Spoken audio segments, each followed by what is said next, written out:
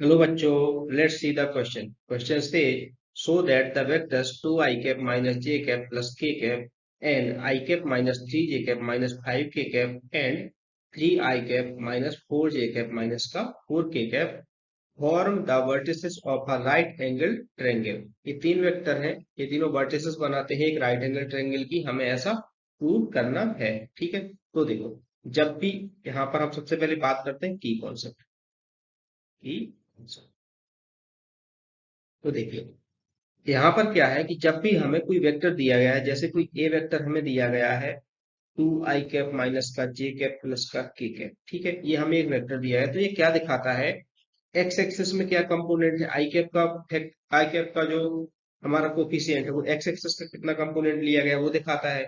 जे cap का जो coefficient है वो दिखाता है कि वाई कैप का कितना कंपोनेंट, वाई एक्सिस में कितना कंपोनेंट लिया गया है। और के कैप का कोफिशिएंट दिखाता है कि जेड एक्सिस में कितना कंपोनेंट लिया गया है। तो अगर हम बनाते हैं, अगर हम एक्स वाई जेड एक्सेस बनाते हैं इस तरीके से, सपोज मैंने तीन एक्सेस बनाई, ये एक्स एक्सेस हो गई, ये वाई एक्सेस हो गई और ये जेड एक्सेस हो गई। ठीक है, तो देखो क्या है इसमें, एक्स वाई जेड एक्सेस हमने बनाई। अब यहाँ पर कोई पॉइंट है मेरे पास, सपोज जिसको कि ओ, ये मान लो ओ पॉइंट से मैंने इसको मिला रखा है यहाँ पर, इसको मैं ए वेक्टर बोल रहा हूँ। ठीक है, इस पॉइंट को हमने पोजीशन वेक्टर इसका बताया। ए वेक्टर क्या होगा, पोजीशन वेक्टर हुआ, ओरिजिन से देख रहे हैं 0,0 से 0,0,0 क्योंकि 3D में है।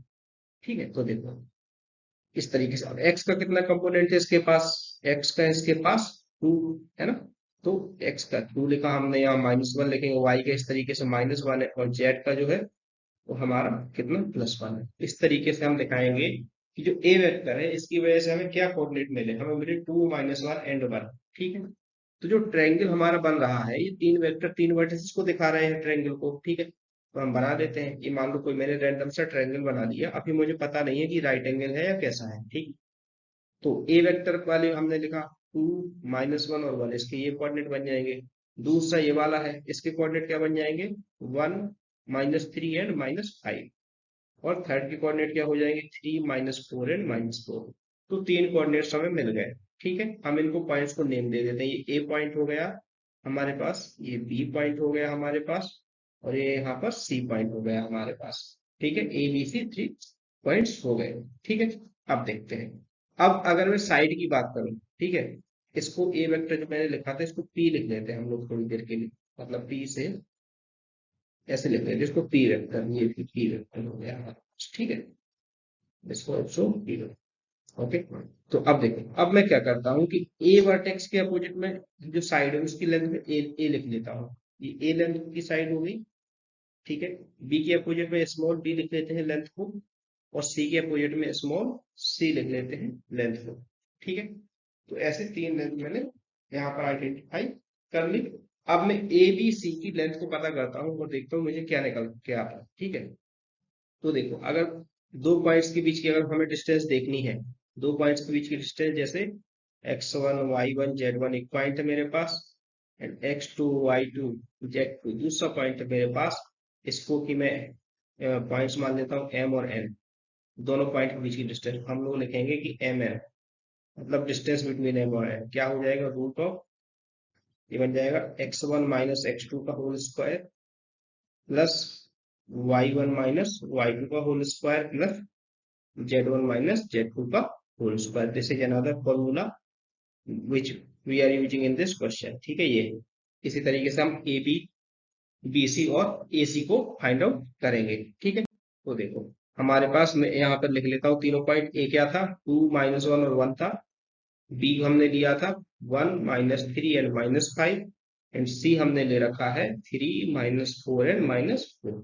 ये हमने तीन पॉइंट्स ऐसे ले रखे हैं। ठीक है, तो देखो, अब ट्रायंगल फिर से हम बना लेते हैं। ट्रायंगल है हमारे पास, यहाँ ट्रायंगल है ये, this is A, this is B, this is C. ठीक है, और साइड्स की बात करें तो ये ए है, ये वाली साइड बी है, एंड ये वाली साइड सी है, दिस साइड इज सी।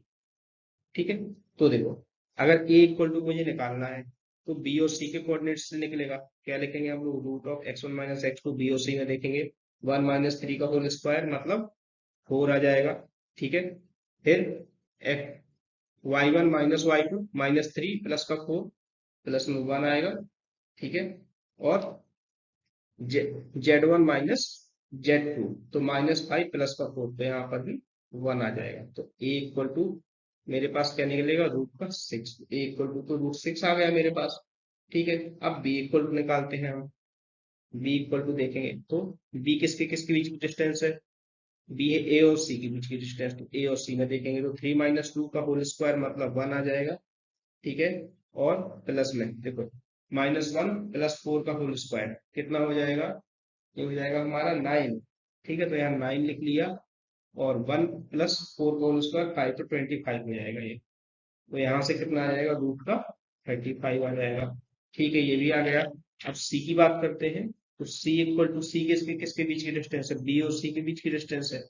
सी को भी कैलकुलेट करेंगे तो क्या क्या होगा, सी में देखो बी और सी के बीच की डिस्टेंस है, तो 1 माइनस सी है हमारा, ए और बी के बीच की डिस्टेंस है सी, ए और बी के बीच की डिस्टेंस है। तो 2 - 1 का होल स्क्वायर मतलब 1 आ जाएगा, -1 और +3 का होल स्क्वायर मतलब 4 आ जाएगा, और 1 + 5 मतलब 6, तो 36 आ जाएगा यहाँ पर। इसको टोटल सम करेंगे तो आएगा √41, ठीक है। हमें ये 3 चीजें पता चल गई। अब ए बी और सी में मैं देखता हूँ मुझे क्या है एक्चुअली प्रूव करना है, राइट एंगल ट्रायंगल है या नहीं है, ठीक है। तो मैं क्या लिखता हूँ, ए स्क्वायर, मैं यहाँ लिखता हूँ कि A square plus B square is equal to C square होना चाहिए मेरे पास, है ना। तो देखो ए कितना आया था मेरे पास, LHS ले लेते हैं, लेफ्ट हैंड साइड लिख लेते हैं LHS। LHS में क्या है, ए स्क्वायर, एक्स्ट्रा पेन चल गया है यहाँ पर, ये देखो। LHS में हमारे पास हो जाएगा ए स्क्वायर, ए की जगह पर कितना √6 आया था, तो √6 का स्क्वायर, बी की जगह पर √35 आया था, तो √35 का स्क्वायर, तो 6 + 35 इक्वल टू 41 बन गया। और अगर RHS लें हम, तो सी स्क्वायर, सी कितना √41 था, √41 के स्क्वायर इक्वल टू 41 हो जाएगा। तो यहाँ से क्या ये प्रूव हो रहा है, A square plus B square is equal to C square है, जो कि होता है पाइथागोरस थ्योरम, पाइथागोरस थ्योरम, है ना। And Pythagoras theorem is applied only in right angle triangle. I hope you have understood this question very well. Thank you so much. Best of luck. यहाँ से हमारा प्रूव हो गया है कि ये हमारी वर्टिसेस जो है वो राइट एंगल ट्रायंगल की वर्टिसेस हैं।